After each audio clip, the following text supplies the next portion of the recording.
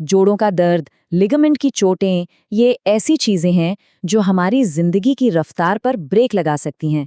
पर सोचिए, क्या हो अगर इनका इलाज बिना किसी बड़े ऑपरेशन या सर्जरी के मुमकिन हो।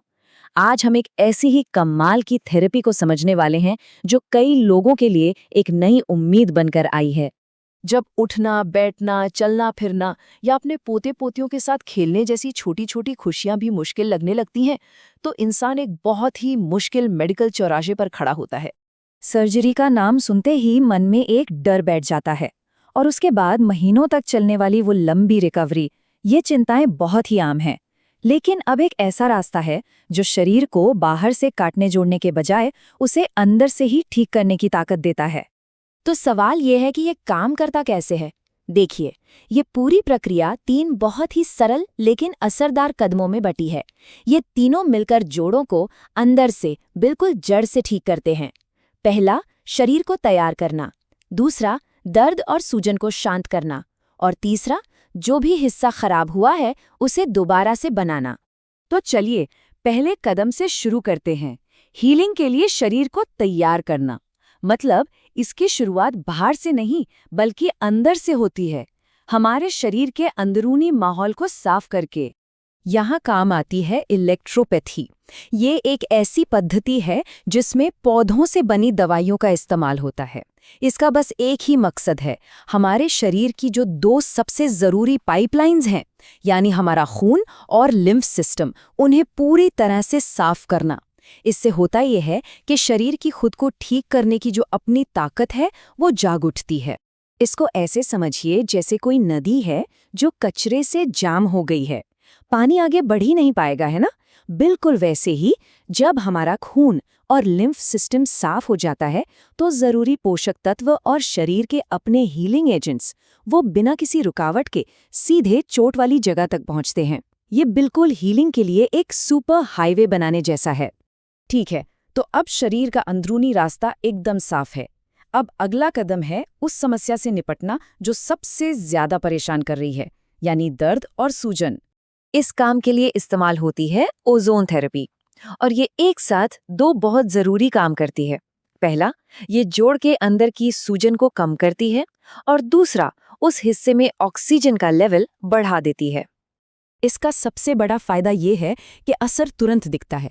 ये थेरेपी जोड़ के अंदर की सूजन पर बिल्कुल किसी फायर एक्सटिंग्विशर की तरह काम करती है, और दर्द में फौरन राहत मिलती है। वो जो लगातार जलन और चुभन होती है ना, वो शांत होने लगती है। और इसका दूसरा फायदा तो और भी गहरा है। जब चोट वाली जगह पर ऑक्सीजन की सप्लाई बढ़ती है तो वहाँ के जो सुस्त और कमज़ोर सेल्स होते हैं वो फिर से जी उठते हैं, बिल्कुल वैसे जैसे किसी मुरझाए हुए पौधे को पानी मिल जाए। जो लोग सालों से पुराने दर्द से परेशान हैं, उनके लिए ये एक बहुत बड़ी राहत होती है। तो शरीर अब तैयार है, दर्द भी काबू में है। अब आता है सबसे ज़रूरी और आप कह सकते हैं सबसे जादुई हिस्सा, जो जोड़ खराब हो गया है उसे असल में दोबारा बनाना। ये आखिरी और सबसे महत्वपूर्ण कदम हमारे शरीर के अपने ही खजाने का इस्तेमाल करता है। यहाँ काम आते हैं ग्रोथ फैक्टर्स। ये हमारे ही खून में मौजूद बहुत शक्तिशाली प्रोटीन होते हैं। कुदरती तौर पर जब भी शरीर में कोई चोट लगती है तो यही ग्रोथ फैक्टर्स मरम्मत का सिग्नल देते हैं। इन ग्रोथ फैक्टर्स को शरीर के रिपेयर वर्कर्स कहना एकदम सही है। ये एक ऐसा शब्द है जो उनके काम को बहुत ही आसानी से समझा देता है। और कमाल की बात यह है कि ये रिपेयर वर्कर्स सिर्फ ऊपर ऊपर से लीपापोती नहीं करते। अगर हड्डियों के बीच गद्दी यानी कार्टिलेज घिस गया है तो ये उसे दोबारा बनाते हैं। अगर लिगामेंट्स फट गए हैं तो ये उन्हें फिर से जोड़कर मजबूत करते हैं। मतलब ये सिर्फ पैचवर्क नहीं है, ये तो पूरी की पूरी नई बुनाई करने जैसा है। तो अब आप समझ गए होंगे कि कैसे ये 3 अलग अलग लगने वाली थेरेपी एक साथ मिलकर एक बहुत ही शक्तिशाली और पूरा नतीजा देती हैं। ये सिर्फ लक्षणों को दबाना नहीं है, ये तो शुद्ध करना, फिर शांत करना और फिर पुनर्निर्माण के जरिए शरीर को खुद को ठीक करने की चाबी वापस देने जैसा है। एक ऐसा सिस्टम तैयार करना जहां शरीर अपनी मरम्मत खुद करने लगे। और देखिए, यही सोच का सबसे बड़ा फर्क है। एक तरफ है सर्जरी जो बाहर से चीजों को बदलती या ठीक करती है, दूसरी तरफ है ये तरीका जो शरीर की अपनी ही ठीक होने की अंदरूनी ताकत को जगाता है। जरा सोचिए, किसी बुजुर्ग इंसान के लिए इसका क्या मतलब है?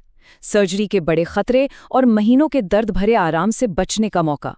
ये शरीर को अपनी रफ्तार से नेचुरली ठीक होने का मौका देता है, ताकि वो फिर से बिना दर्द के अपनी जिंदगी जी सकें।